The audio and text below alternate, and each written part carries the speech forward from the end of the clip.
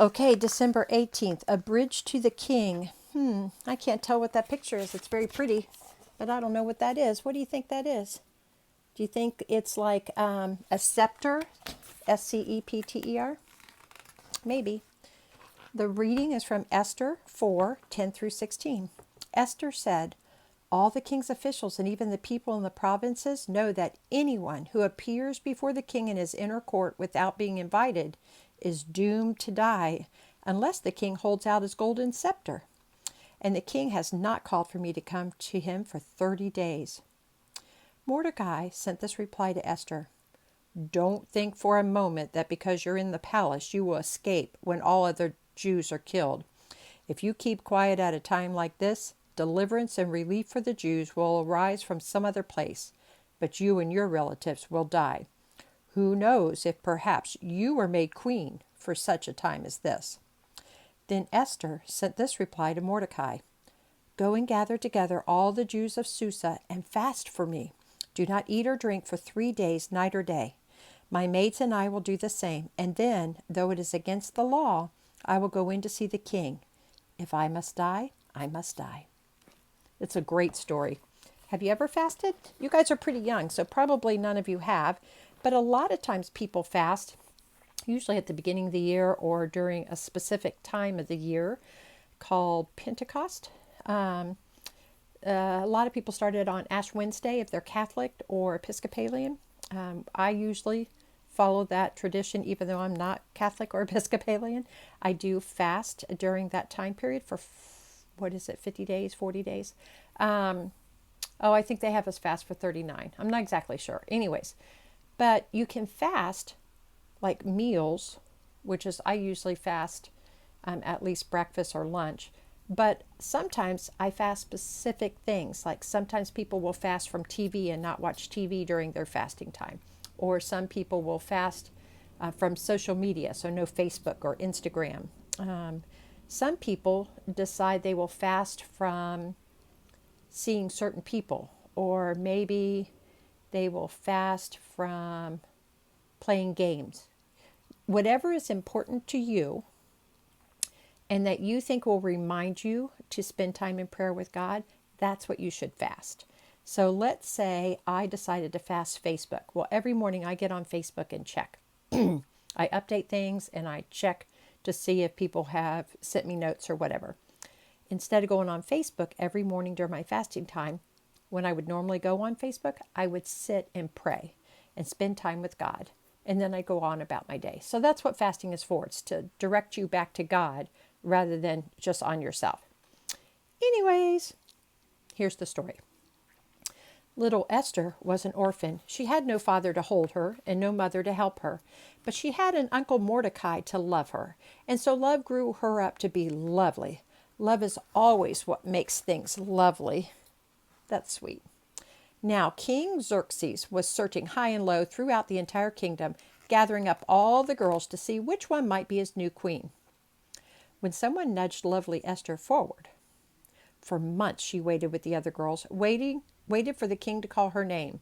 For months, Esther combed her long hair and rubbed oil into her smooth skin. But no one could see what made Esther's heart really beautiful. She really listened to people with her ears. She really looked into people with her eyes. What makes you beautiful is not how your face looks, but how your heart is and how your heart loves. When King Xerxes finally called Esther's name from his list, he looked up and saw this girl who shone. When King Xerxes placed the crown on beautiful Esther's head and whispered, "Queen," he looked like he might burst into happy fireworks. But one of the king's officers, Haman, hated Esther's uncle Mordecai.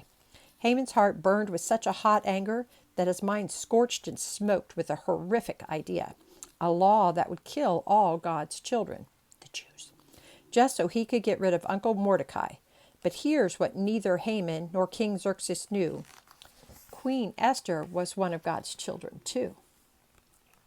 After Uncle Mordecai heard the new law, he stood outside the palace gate and tore his clothes in half because his heart was breaking in two. He sent a message to Esther. Really look into the eyes of God's children outside the palace gate. Really listen to the cries of God's children outside the gate. You, Esther, are the only one who can go to the king and help save us. This is the moment you were made for, to use your gifts to give others the gift of life.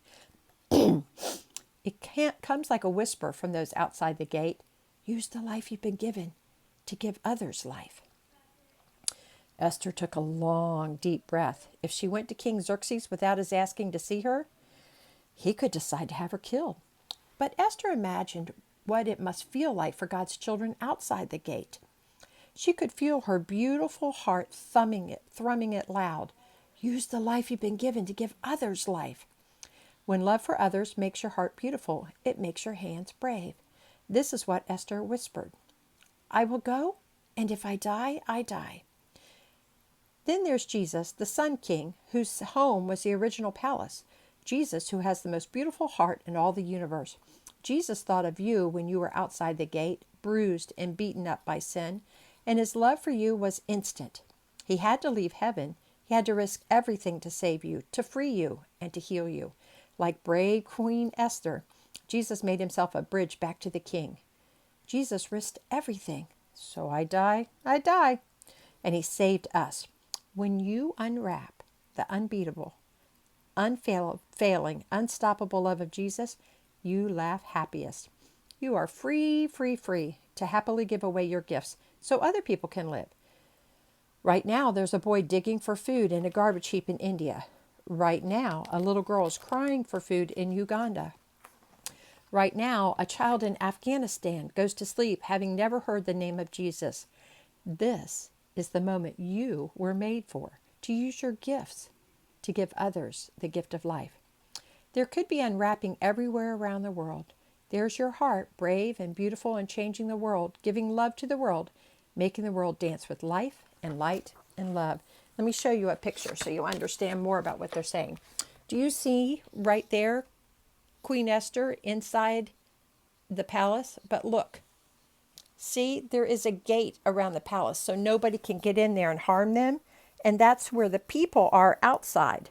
And that's what he was saying. You need to look into the eyes of the people outside the gate.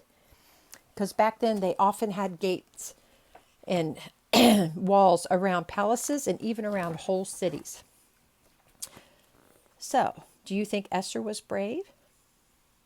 And do you think you need to be brave to share the greatest gift with other people? That is December 18th.